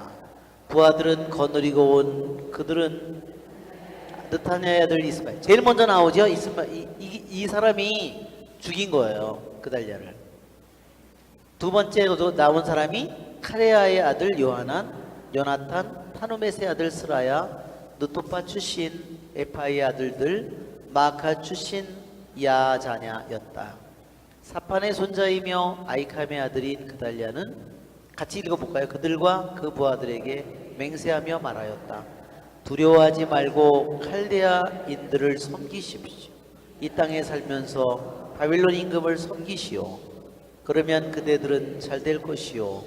나는 미츠파에 머물면서 우리를 찾아오는 칼데아인들을 상대하겠으니 그대들은 포도주와 여름과일과 기름을 모아들여 그릇에 담아두고 그대들이 차지한 어느 성읍에서든 사시오. 모압과 암몬 자손들과 에돔과 그 밖에 여러 나라에 있던 유다인들도 모두 바빌론 임금이 유다 사람들을 남겨두고 삽판 손자이며 아이캄의 아들인 그달랴에게 그들을 맡겨 돌보게 했다는 소식을 들었다. 그래서 유다인들은 쫓겨간 모든 고장에서 그달랴를 찾아 유다 땅 미츠파로 돌아왔다. 그리고 그들은 포도주와 여름 과일을 풍성하게 모아들였다. 그러자 카레아의 아들 요하난을 비롯하여 들판에 있는 군대의 지휘관들이 모두 미츠파에 있는 그달랴에게 와서 말하였다. 나리께서는 암몬 자손들의 임금 바알리스가 느타냐의 아들 이스마엘을 보내어 나리의 목숨을 빼앗으려 한다는 사실을 모르십니까? 그러나 아이캄 아들 그달랴는 그들의 말을 믿지 않았다. 카레아의 아들 요하나는 미츠파에 있는 그달랴에게 은밀히 청하였다. 제가 가서 아무도 모르게 느타냐의 아들 이스마엘을 살해하게 해주십시오. 어찌하여 그가 나리의 목숨을 빼앗아 나리 주변에 모여든 유다인들이 모두 흩어지고 유다의 남은 자들이 망해야 한단 말입니까? 그러나 아이캄의 아들 그달랴는 카레아의 아들 요하난에게 그대는 그런 일을 해서는 안 돼요. 그대가 이스마엘에 관해 거짓말을 하고 있는 것이 틀림없소 하고 말하였다. 예, 정말 여기에 보면 그달랴는 죽지 않을 수 있었고요. 또 한 가지는 이미 여기에 13절에 카레아의 아들 요하나는요, 이제 여기에 나오는 지금 느타냐의 아들 이스마엘을 빼놓고 따로 가서 몰래 얘기를 한 거예요. 그리고 뭐라 그랬죠? 내가 그놈을 죽이겠다고. 그랬으면 정말 그를 피할 수 있었을 거예요. 자, 여기에 보면은요, 첫째로 느타냐의 아들 이스마엘은 뭐냐? 왕족은 왕족이다. 왕족은 왕족인데 누구의 사주를 받고 있어요? 암몬의 왕의 암몬 왕의 사주를 받고 있는 겁니다. 자, 우리 지도를 혹시나 유대의 지도를 보면 나올지도 모르는데, 예, 예, 거기 이 밑에 이런 지도를 보면 되겠네요. 예, 여기 암몬 모압이 있죠? 암몬, 이 암몬의 왕이 바알리스가 이 그달랴를 아주 싫어했어요. 그달랴는 어떤 사람이에요? 그달랴는 하나님을 정말로 사랑하는 사람이에요. 그래서 예레미야 예언자의 예언자의 예언을 통해서 들은 하느님의 말씀을 깊이 신뢰하고 있는 사람이에요.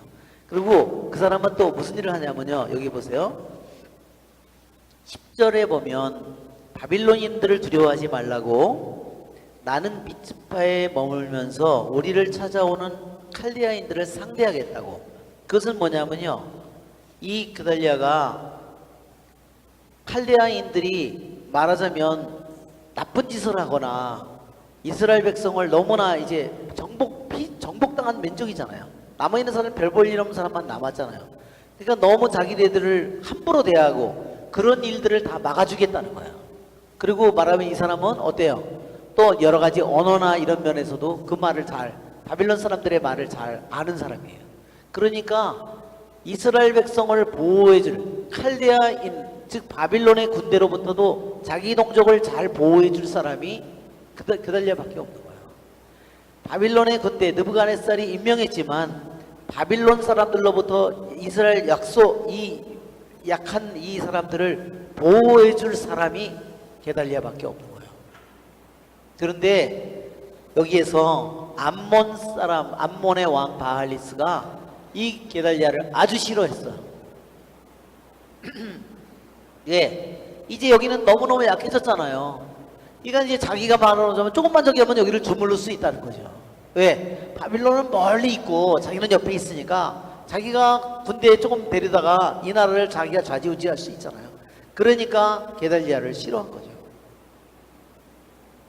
그런데 느타냐의 아들, 왕족 출신 느타냐의 아들은 뭐냐면요, 자기가 총독이 돼야 되는데 왜 자기가 총독이 안 되느냐, 그 시기심을 이용한 거예요, 암몬 왕이.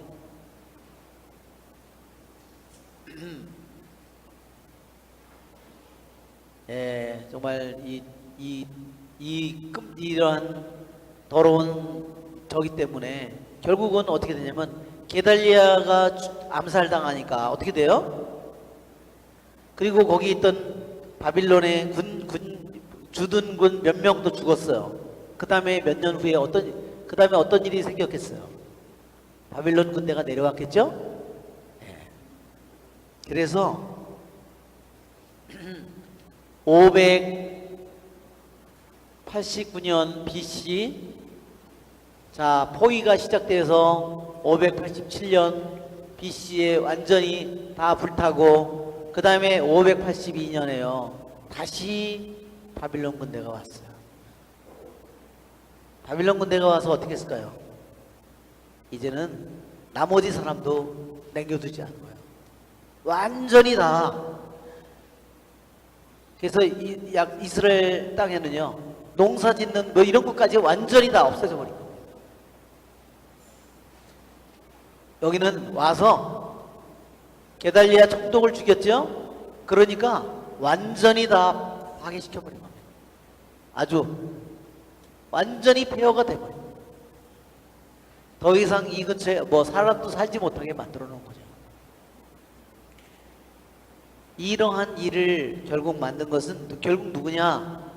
왕족 출신 느타냐의 아들 이스마엘이 부하 10명 데리고 가서 그 짓을 한 거예요. 자기가 총독이 돼야 되는데 총독이 못 됐다는 그러한 그 시샘과 질투로 인해서.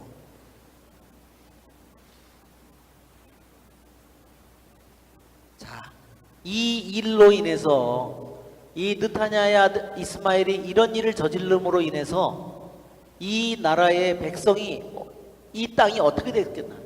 완전히 없어져 버린 겁니다.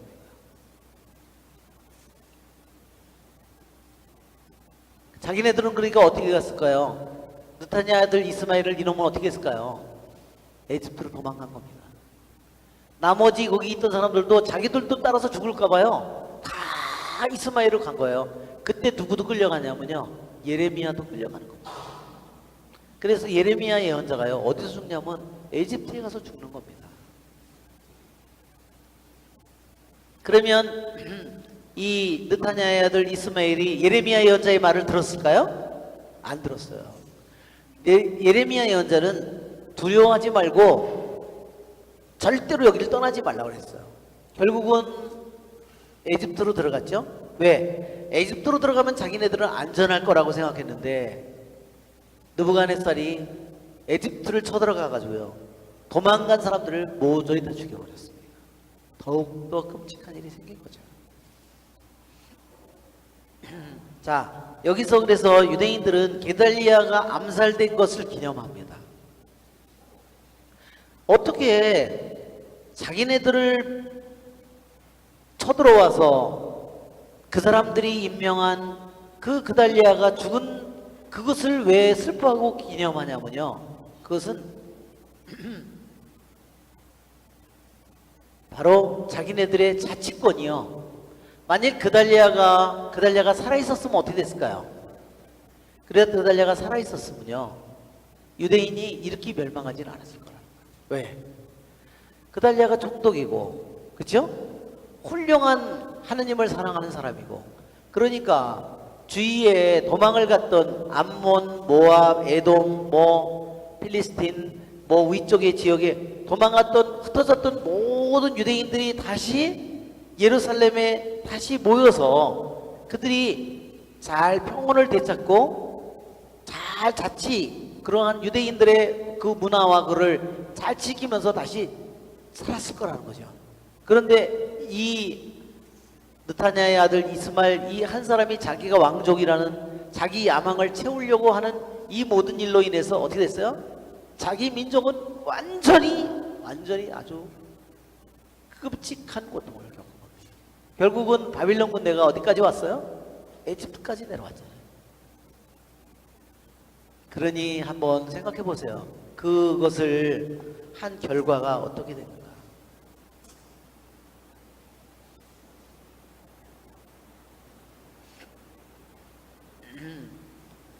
예, 그래서 정말 기가 막힌 사실은요, 참 너무 슬픈 사실은 하느님께서는 에집트에서 노예살이를 하는 그들을 에집트에서 해방시켰잖아요. 그렇죠?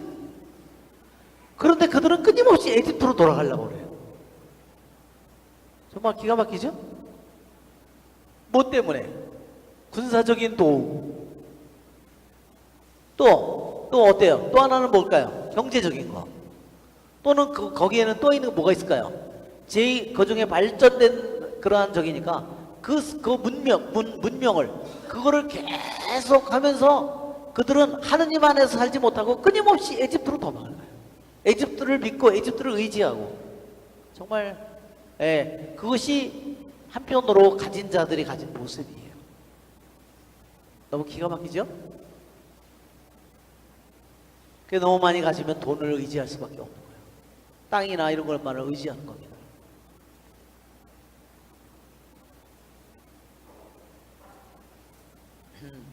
그러니까 하나님께서는 이집트를 탈출하도록 만들어줬던데 자기들 스스로 600년이 지난 후에 1400년이라고 한다면 850년 뒤에 자기들 스스로 이집트로 다시 들어간다. 되돌아간다는 사실.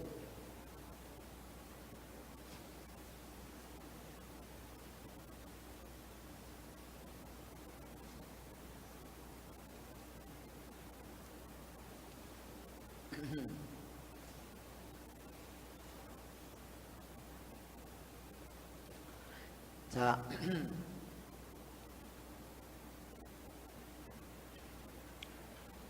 우리 유대인들이 그래서 1년의 축제 기념일 중에 그달리아가 죽은 날을 애도하는 그러한 날을 그 사람들이 말하자면 지키고요. 게달리아가 죽은 날을요, 그들이 무슨 날로 정했냐면요, 단식일로 정했습니다.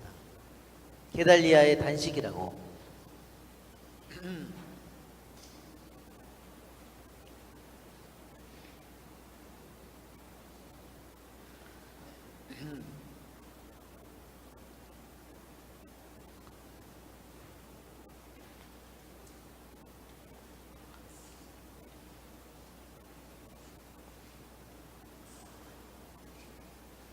예, 이 그달리아가 암살당한 것은요, 이스라엘 땅에 그들이 자치권을 분명히 바빌론이 보장해 준 거죠. 그렇죠? 그러니까 그 자치권의 불씨가 누구냐면요, 그달리아예요. 그 불씨를 꺼버린 겁니다.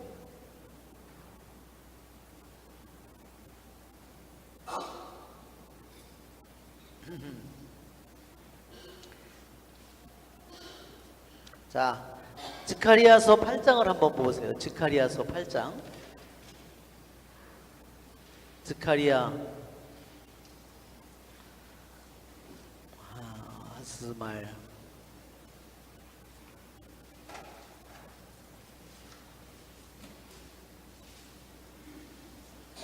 스가랴 8장 19절.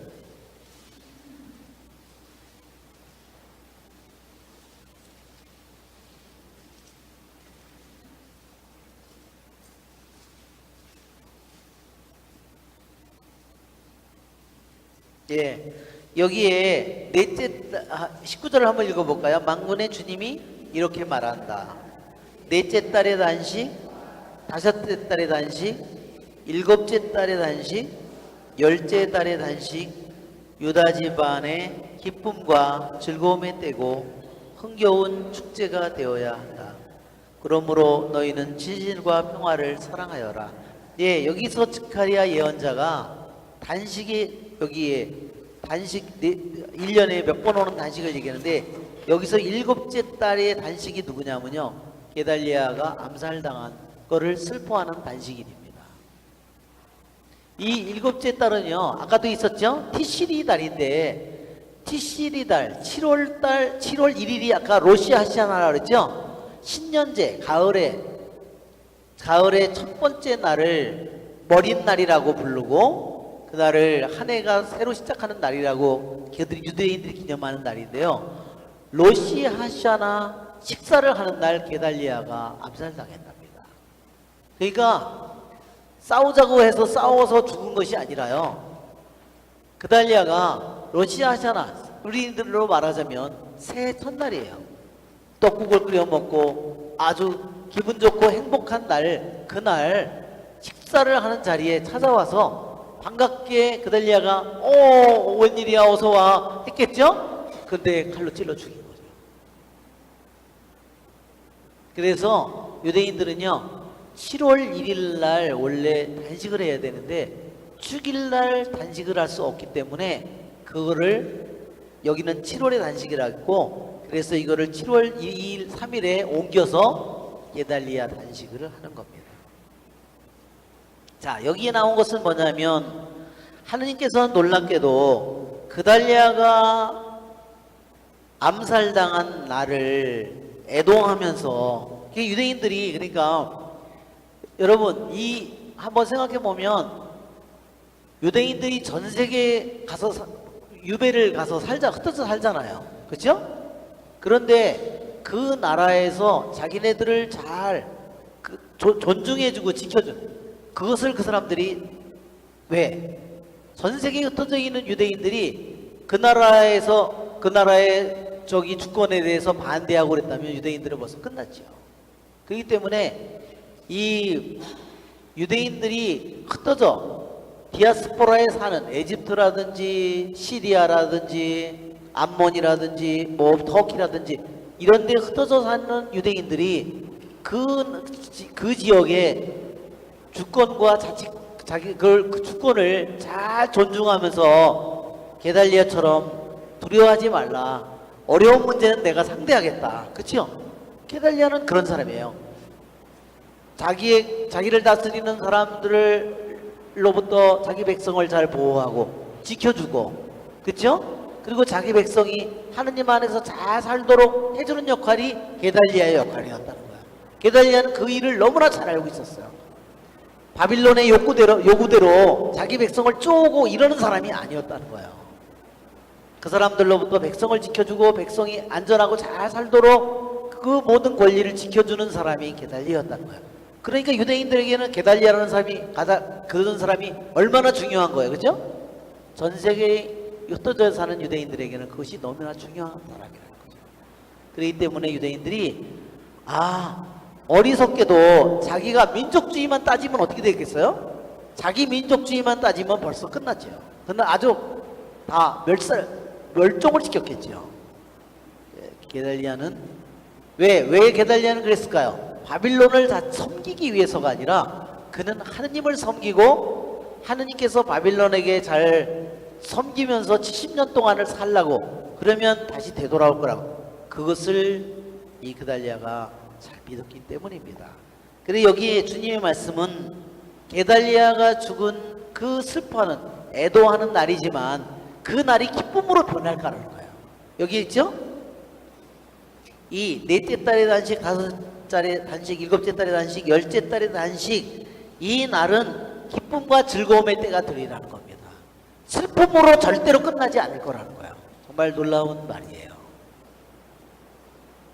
분명히 그 사건 자체만으로 보면 굉장히 슬프고 고통스러운 일인데, 주님이 스가랴 예언자를 통해서 전해준 말은 뭐냐면, 그것을 너희들이 잘 애도하고 슬퍼한다면 그것이 언젠가는 기쁨이 될 거라는 겁니다. 아멘. 그래서 이것은 스가랴의 단식을 지키는 것은 자기 나라의 안전을 잘, 백성을 지키는 그것을 이도하고, 한편으로는 주님께서 그 단식은 반드시 기쁨으로 변할 거라는 겁니다. 네, 우리들도 이처럼 우리들이 단식 그 자체에 고통으로만 생각하지 않고 단식을 주님께서 기쁨으로 변해시켜 주리라는 이 스가랴 8장 19절의 말씀을 우리는 언제나 잘 간직해야 돼요. 그러니까 유대인들은 게달리아의 단식을 지키는 것은 게달리아의 죽음을 애도하는 하루 동안 단식을 지키는데, 그것은 과거의 사건, 오늘 애도하는 것뿐만 아니라 미래에는 뭐예요?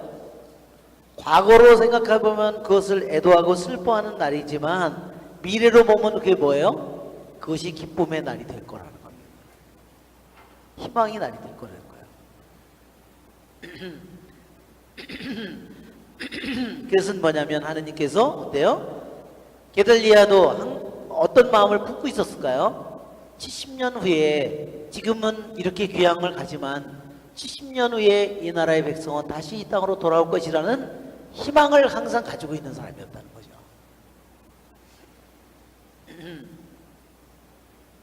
그래서 저도 이 그달리아의 단식을 왜 유대인들이 이걸 바빌론이 임명한 총독인데 일제가 앞나라에다 총독을 임명했는데 그 사람 죽었다고 우리가 애도하겠어요? 그런데 왜 그랬을까? 그래서 굉장히 의아한 일이었어요. 그래서 제가 그거를 공부를 해보니까 이게 여기에 이런 정말 스가랴의 말씀이 있었습니다. 여호야킨이 바빌론 임금에게 은전을 입다. 유다 임금 여호야킨 유베살이 제37년 12째 달 21의 날에 여호야킨 왕이 어떻게 됐어요?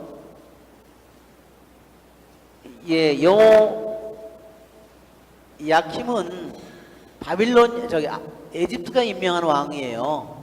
그래서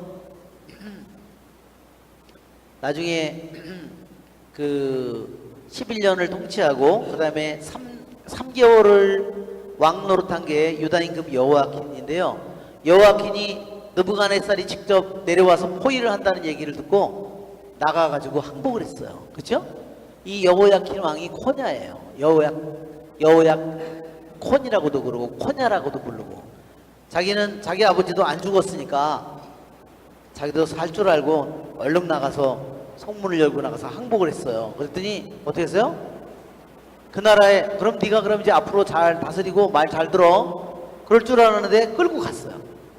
그래가지고 끌려가가지고요 바빌론 감옥에서 몇 년을 살았냐면 37년 내지 38년을 살았다. 그러니까 기가 막히죠. 그래가지고서는요 몇 살이 됐냐면 53살이 됐대요. 제가 10대 왕이 돼가지고 거기서 53세까지 감옥에서 사는 거예요. 그러는데 바빌론 임금 이제 느부갓네살 다음에 왕이요 에윌 무로닥이에요. 이 자기가 임금이 된 해에 여호야킨 왕을 감옥에서 풀어줬어요.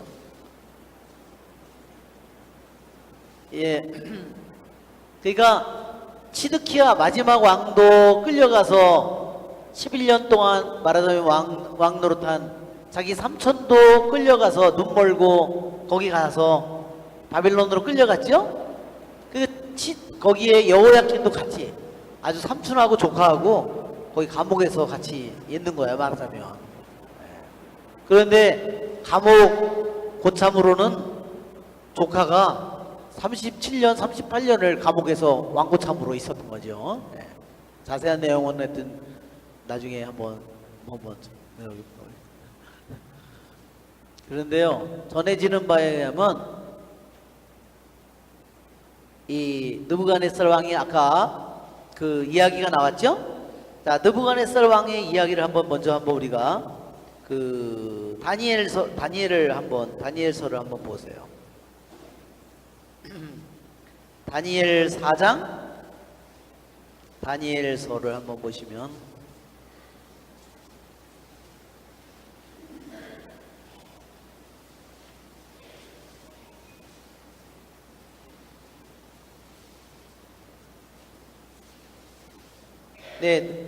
다니엘 4장 25절 같이 읽어볼까요?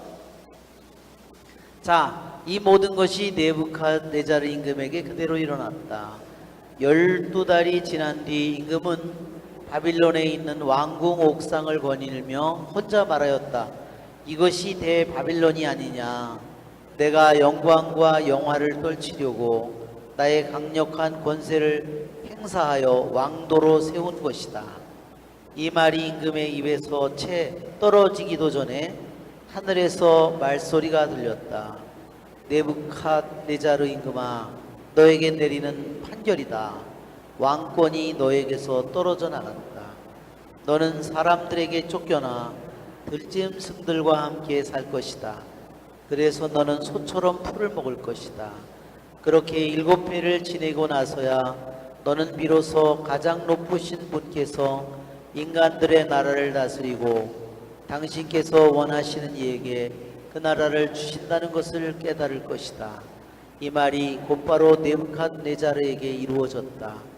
그는 사람들에게서 쫓겨나 소처럼 풀을 먹고 몸은 하늘에서 내리는 이슬에 젖었으며 머리카락은 독수리처럼 손발톱은 새처럼 자라기까지 하였다. 예, 그러니까 자기가 왕궁의 옥상에서, 다윗이 옥상에서 그걸 내려보다가 죄를 짓잖아요. 옥상에서 내려다보면서 이 도성을 다 세운 게 내가 아니냐, 그쵸? 예, 그 옥상에 있을 때가 위험한 데야. 그래서 굉장히 이게 옥상에, 그렇죠? 예, 어떤 사람이 큰 사업을 이루어서 새 집을 지어서 기뻐할 때, 예? 우리 옥상이라는 말이 인간이 가장 높은 교만의 상태를 의미하는 겁니다. 영적으로, 그렇죠? 예, 자기가 이 온 정말 에집트까지를 자기가 다스리는 이 거대한 제국을 자기가 건설했다고, 내가 이것을 세우지 않았는가 하는데, 그때 뭐가 들려왔어요? 임금이 입에서 말이 채 떨어지기도 전에 하늘에서 말소리가 들렸다. 하늘에서, 그렇죠? 누구의 말씀일까요? 하느님의 말씀이죠. 네부갓네자르를 임금으로 세운 것이 이미 예레미야 예언자를 통해서 하느님이라고 했는데 이 도성을 다 세운 것이 자기라고 이렇게 착각을 했어요. 요만한 소리를 했어요. 그 순간에 판결이 너에게 떨어졌다. 자기는 맨날 판결을 내렸죠? 수많은 왕들에게 판결을 내렸어요. 근데 자기에게 판결이 떨어졌어. 왕자리가 너에서 떨어졌다. 그때 이 사람은 어떻게 됐을까요? 그때 정신을 잃어버린 겁니다. 바보가 된 겁니다. 아무것도 모르는 거야. 그 순간에 자기가. 그러니까 갑자기 어느 날 왕이 미쳐버렸네? 뻘거먹고 막 돌아다니면 어떻게 할 거예요? 그쵸? 그렇게 된 거죠. 그래서 7년 동안을 누가 왕 노릇을 했을까요? 그 아들 에이윌 무로닥이 왕 노릇을 7년을 한 겁니다. 그런데 다시 여기 31절을 다시 읽어볼까요? 7년 기한이 찼을 때 하느님의 판결이 왕권이 떨어져 나갔다 그랬죠? 7년 동안 떨어져 나갔는데 7년 기한이 찼을 때 같이 읽어볼까요? 네부갓네자르는 눈을 들어 하늘을 바라보았다. 그때 나는 정신을 되찾아 가장 높으신 분께 영광을 드리고 영원히 살아계신 분을 찬양하고 찬송하였다. 그분의 통치는 영원한 통치이고 그분의 나라는 대대로 이어지리라. 세상의 모든 주민은 그분께 아무것도 아닌 것으로 여겨진다. 그분께서 하늘의 군대와 세상 주민들에게 당신 뜻대로 하시지만 그분의 손을 맞고 왜 그리하십니까? 하고 말할 자 아무도 없다. 바로 그때 나는 정신을 되찾았다. 그리고 내 나라의 영광을 드높이는 영화와 영예도 되찾았다. 나의 자문관들과 대신들이 나를 찾아왔으며 나는 내 왕권을 회복하고 더욱더 큰 위력을 얻었다. 이제 나 네부갓네자르는 하늘의 임금을 찬양하고 숭상하며 찬송한다. 그분께서 하시는 일은 모두 진실하고 그 길은 다 공정하니 그분께서는 교만 속에 걷는 자들을 낮추실 수 있는 분이시다. 33절에 바로 그때 나는 정신을 되찾았다 그랬어요. 그렇죠? 어쩌게 하늘을 우러러보는 순간에 자기가 정신을 되찾았어요. 자, 이것은 우리들에게 탕자가 그쵸? 그제야 제정신이 든 그는 그때 제정신이 들었어요. 아무도 자기를 먹을 걸 주는 사람은 아무도 없었어요. 친구도 없었고 더 이상 아무것도, 그쵸? 여자도 다 떨어져 나갔고, 그쵸? 아무것도 없는 뭐 거지 새끼인데 뭐. 근데 그제서야 정신이 들었다 그랬잖아요. 여기처럼 이 네부카드네자는 그제서야 정신이 들었습니다. 자기는 얘기합니다. 예, 모든 것을 이루시는 것은 그분인데 자, 이때 이렇게 에윌무로닥이요 7년 동안을 왕 노릇했는데 다시 네부카드네자르가 정신을 되찾은 다음에 어떻게 했을까요? 아들을 감옥에다 보냈다는 겁니다. 그래서 감옥에서 여기에 여호아킨하고요 여기 에윌무로닥하고 감옥 동창생이랍니다. 예. 유대인들의 전승에 나오는 바에 의하면 감옥에서 오랫동안 거기에 감옥의 최고 고참은 누구예요? 여호야킨이에요. 그러니까 7년 동안 했으니까 그래서 감옥에서 서로를 알게 됐다는 겁니다. 그래서 유대인 전승에 의하면 그래서 다시 에윌무로닥이 왕이 된 후에 사면을 받은 거예요. 사면을 받아가지고 그래서 어떻게 되냐면 유다 임금 여호야킨을 감옥에서 풀어주었다. 바빌론 임금은 그에게 친절히 말을 건네며 바빌론에 있는 다른 임금들의 자리보다 더 높은 곳에 그의 자리를 마련해 주었다. 예, 전해지는 내용 바에 의하면요 느부갓네살이 55일에 죽고요 그 다음날 묻혔답니다. 27일 날 아들 에윌무로닥이요 자기 아버지를 무덤에서 꺼내다가 길에다 버렸답니다. 왜 그랬을까요? 자기가 7년 동안 감옥살이를 했기 때문에.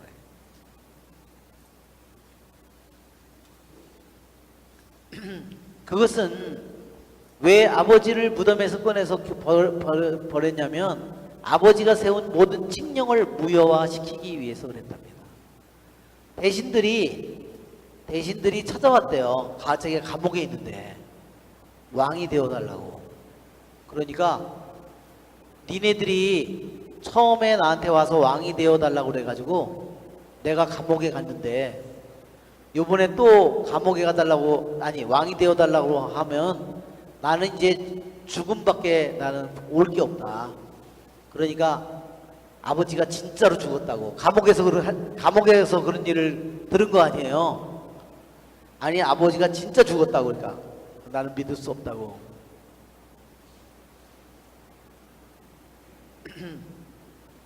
그러자 그들이 아버지를 무덤에서 꺼내어서 끌고 와가지고 시신을 꺼내와서 던지니까 그제서야 아버지가 죽은 거를 믿었다는 거예요. 왜? 자기가 또 왕이 됐다가 함부로 했다가 7년 만에 자기 왕 노릇하다가 자기가 감옥에 가서 7년을 살았잖아요.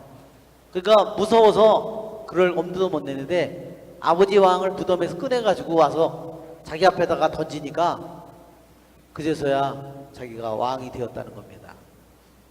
하여튼 살벌무쌍해요. 그 뒤 여호야킨은 제수복을 벗고 살아있는 동안 내내 바빌론 임금 앞에서 음식을 먹었다.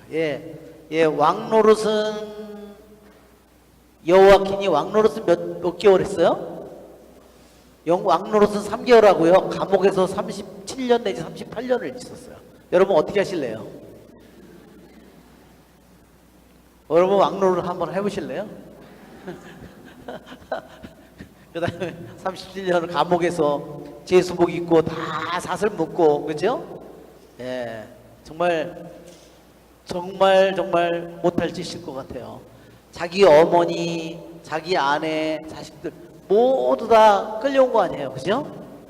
예, 그래서 감옥에서 37년, 38년을 그 세월을 얼마나 많이 저기를 했을까요? 끊임없이 그가 여호야킨이 예레미야 예언자의 말씀을 생각했다는 겁니다. 참 너무 기가 막힌 노릇이죠? 네. 왜 그때 그 말이 자기에게 들어오지는 않았을까? 그렇죠? 자기가 못된 짓만 하고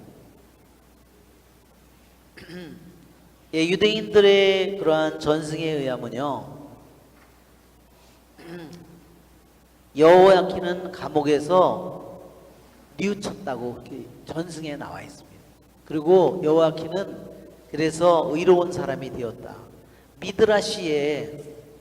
미드라시에는 이런 말이 있어요. 미드라시라는 말 뜻은 뭐냐면요, 설명한다는 뜻이에요.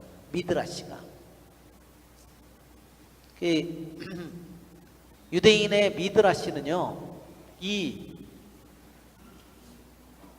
말 뜻은 설명한다는 뜻이에요. 성경 구절이 있는데 그 성경 내용이 한 절 두 절로 돼 있고 설명이 없어요. 왜 그렇게 됐는지. 그러면 미드라시는, 유대인들은요, 그것을 설명하는 겁니다. 그게 미드라시. 이 미드라시의 분량은 어마어마하게 많은 겁니다.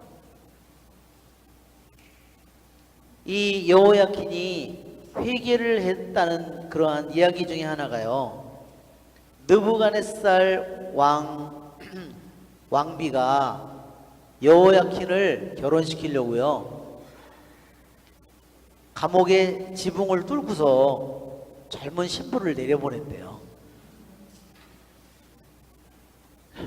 감옥 문을 열고 한 게 아니라 지붕에 구멍을 내가지고, 그래도 여자가, 그 젊은 여자가 거기에 감옥에, 그러니까 30 몇 년을 감옥에 있었던, 그러니까 여자를 보니까 어떻게 됐겠어요? 그냥 달려들어가지고 저기를 했을 것 같은데, 그런데 그 여자가 감옥에 가만돼 있다가 그 여자가 나타나니까 어떻겠어요? 근데 이 여자가 그랬대요. 내가 월경이다. 그러니까 어떻게 해요? 기가 막히잖아요. 아이씨, 그럼 왜 내려보내요? 그래가지고 미친. 유대인 법에 의하면 그러면 관계를 맺지 못하는 거예요. 자기에게 출혈이 있다고 하자 여호야킨은 즉시 그 말을 듣고 그녀를 건드리지 않았다. 그녀가 필요한 날수를 다 채우고 목욕이 끝날 때까지 그녀를 건드리지 않았다. 이것이 유대인들 설명에 의하면 이것이 그가 참으로 회개했다는 표시라는 거예요. 왜? 그렇게 오랫동안 감옥에서 이 굶주린 늑대가 됐는데, 그렇게 여자가 나타나는데도 그것을 며칠 동안인지 그거를 기다리고 여자가 목욕을 할 때까지 손을 대지 않았다.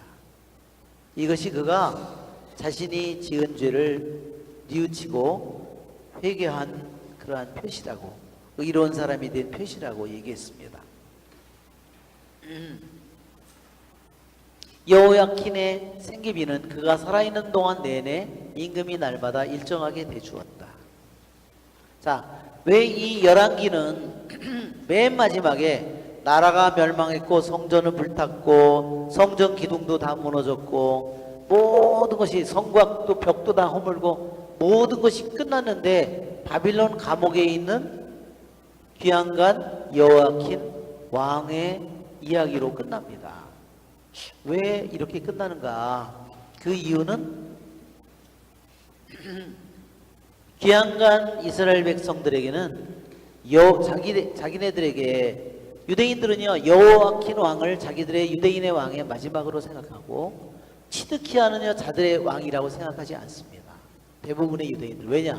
치드키야는 바빌론이 세운 꼭두각시다 이렇게 생각하고, 그런데 열왕기에서 이 여호야킨 왕이 감옥에서 37년 8년을 견딘 후에 그가 제수복을 벗고 왕과 함께 있었다는 그런 것은 이스라엘 백성, 유배간 이스라엘 백성에게 크나큰 희망과 위로였다. 그것은 뭐냐면 자기네들도 언젠가는 하느님께서 자기의 운명을 되돌려 주셔서 감옥에서 포로살이를 하게 자기네들의 운명을 언젠가 주님께서 되돌려 주셔서 예레미야가 얘기한 대로 자기네들의 그 기간이 끝나면 자기들이 약속의 땅으로 돌아갈 거라는 것을 더욱더 굳게 믿게 해줬다는 거죠. 이것이 바로 여호야킨 왕이 감옥 어두운 곳에서 38년 동안을 살았다가 그가 제수복을 벗고 바빌론 왕궁에서 그가 바빌론 왕과 함께 살아가는 것은 하느님의 힘이 아니고는 불가능한 일이었다. 이것이 앞으로 자기네들이 지금 포로 생활을 하지만 유대인의 임금이 그렇게 30년 8년을 한 것처럼 자기네들에게도 운명을 되돌릴 날이 자기에도 오리라는 것을 믿게 해주는 것이었기 때문이다. 즉 이 이야기는 한편으로는 아브라함과 맺은 계약, 하느님의 약속, 모세와의 맺은 계약이 너희들이 귀향을 갖고 성전은 다 불탔고 성벽은 다 무너졌고 약속의 땅에서 쫓겨났고, 그러나 아브라함과 맺은 계약, 그 다음에 모세와 맺은 계약, 또한 다윗과 맺은 계약은 여전히 끝나지 않았다. 모든 것은 나머지 남은 것은 하나도 없지만 그 계약은 아직도 유효하다는 것을, 다시 너희들이 되돌아가게 될 거고 그 계약은 살아있다는 것을 우리에게 상기시키는 겁니다. 즉 여호야킨에 대한 하느님의 자비는 하느님의 약속이 계속되리라는 거, 다윗 왕조의 약속이 계속되리라는 것을 사무엘하고 7장에 내 왕조가 영원히 이어지리라는, 즉 그 왕조는 메시아를 통해서 예수님을 통해서 이루어질 거라는 겁니다. 그러기에 이 하느님의 심판, 예루살렘이 불타고 성전이 불타고 성벽이 무너지고 나라의 모든 사람은 귀향을 간 이 하느님의 심판은 이루어졌지만 그것은 이미 신명기에 있는 것처럼 하느님께서 약속을 지키면 더욱더 너희들이 번영하겠지만 하느님의 약속을 저버리면 너희들이 하느님의 벌을 면치 못할 거라는 그 계약이 이루어진 것이다. 그러나 하느님의 약속은 영원히 끝나지 않을 거라는 겁니다. 예, 결국은 그들이 이렇게 심판을 받은 이유는 그들이 너무나 많은 죄가 너무나 가증할 그러한 죄를 지었기 때문이고, 여기 보면 538년에 드디어 페르시아 왕이 고레스 칙령을 내려서 결국은 538년에 처음으로 다시 약속의 땅으로 돌아가죠. 예, 정말 믿을 수 없는 일들이 벌어지게 됩니다. 자, 다음 시간에는 에즈라서를 시작하도록 하겠습니다. 영광이 성부와 성자와 성령께, 성부와 성자 성령의 이름으로 아멘. 예, 예.